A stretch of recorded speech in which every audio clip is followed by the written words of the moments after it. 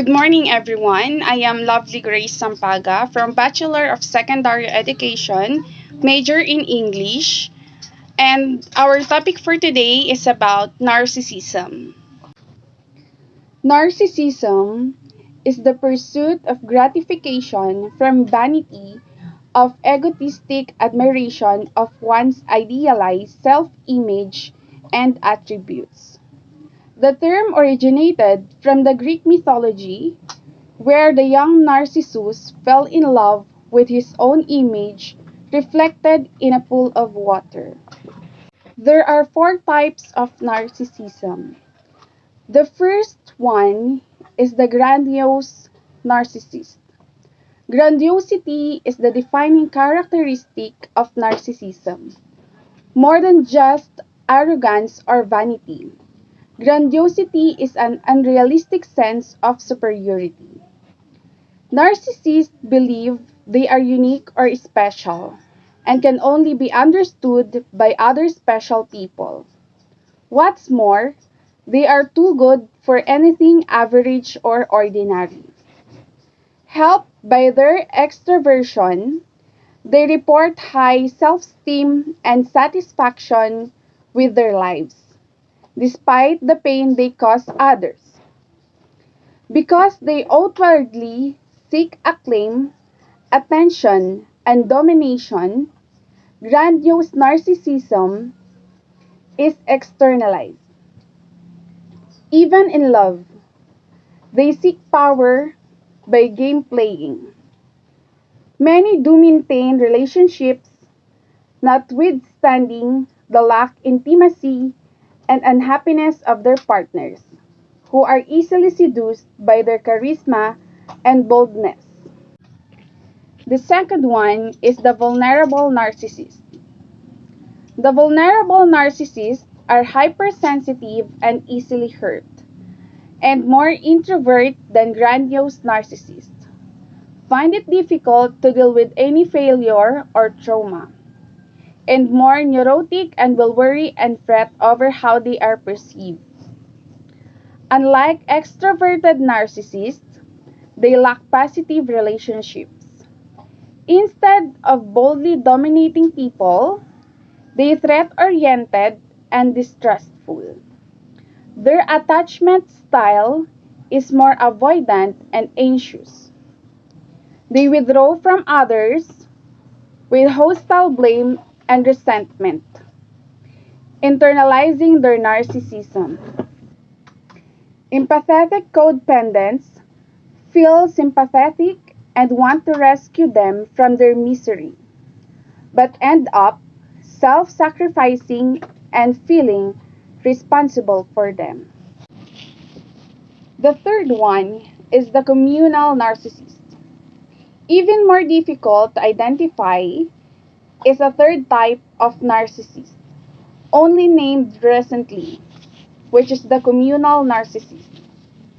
They value warmth, agreeableness, and relatedness. They see themselves and want to be seen by others as the most trustworthy and supportive person and try to achieve their through friendliness and kindness. They're outgoing like the grandiose narcissist. However, whereas the grandiose narcissist wants to be seen as the smartest and most powerful, communal narcissist wants to be seen as the most giving and helpful. Communal narcissist vain selflessness is no less selfish than that of a grandiose narcissist.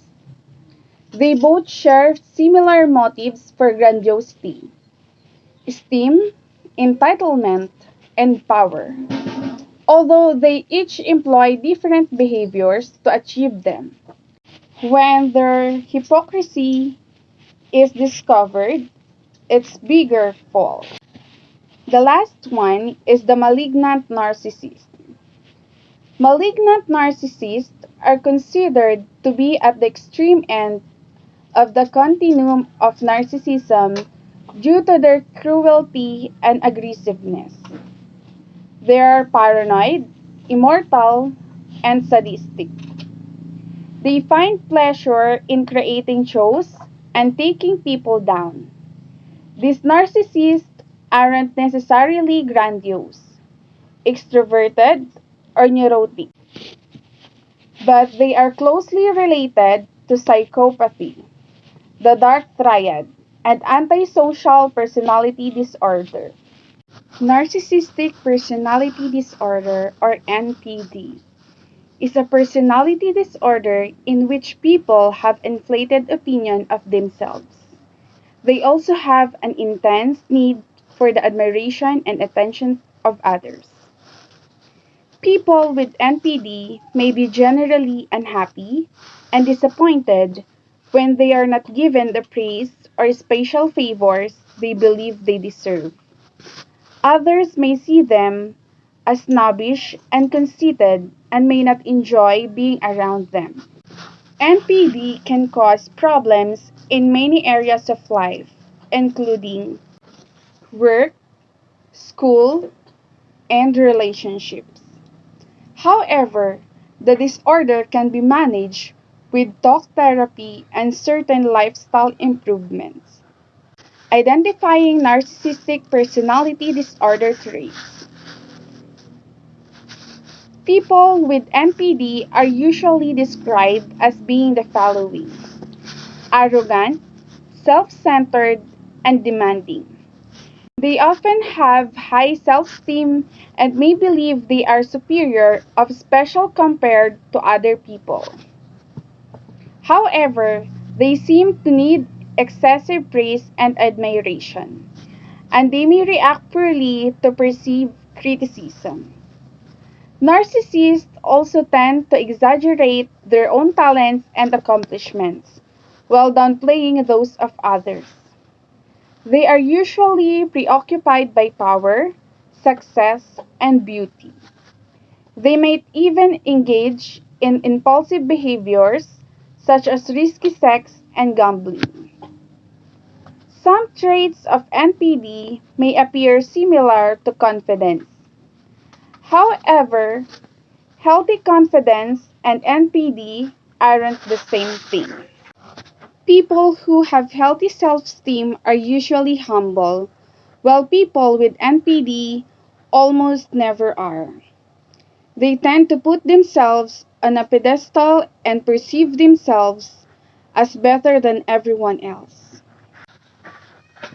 Symptoms of narcissistic personality disorder. NPD usually appears in early adulthood.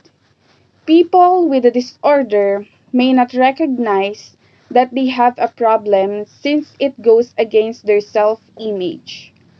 You may have NPD if you come across as pretentious and boastful, causing others to avoid you. Your relationships are unfulfilling. You become unhappy, angry, and confused when things don't go your way. You have ongoing issues with work, school, relationships, finances, alcohol, and drugs. If you believe you have NPD, schedule an appointment with your doctor or a mental health professional. They can determine whether you have this personality disorder and suggest treatments to help manage symptoms. Doctors and mental health professionals often use the new edition of the Diagnostic and Statistical Manual of Mental Disorders, or DSM-5, published by the American Psychiatric Association to diagnose mental disorders, such as NPD. The DSM-5 diagnostic criteria for NPD include the following traits: having an inflated sense of self-importance and entitlement, needing constant admiration and praise, expecting special treatment due to perceived superiority, exaggerating achievements and talents, reacting negatively to criticism, being preoccupied with fantasies about power, success, and beauty, taking advantage of others, having an inability or unwillingness to recognize the needs and feelings of other people, and behaving in an arrogant manner. To determine whether you meet these criteria, your doctor or mental health professional may ask you to fill out a questionnaire. You may also be tested for another mental disorder and health conditions. Causes of narcissistic personality disorder. The causes of NPD aren't well understood. However, inherited genetic defects are thought to be responsible for many cases of NPD. Contributing environment factors may include childhood abuse or neglect, excessive parental pampering, unrealistic expectation from parents, sexual promiscuity often accompanies narcissism, or cultural influences. Treatment for narcissistic personality disorder. Treatment for NPD primarily consists of talk therapy, also known as psychotherapy. If symptoms of NPD occur alongside depression or another mental health condition, the appropriate medications may be used to treat the other disorder.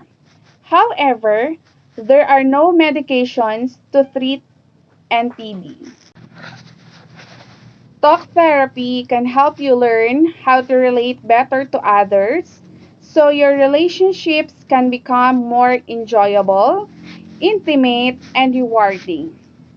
Developing positive interaction with other people can greatly improve various areas of your life.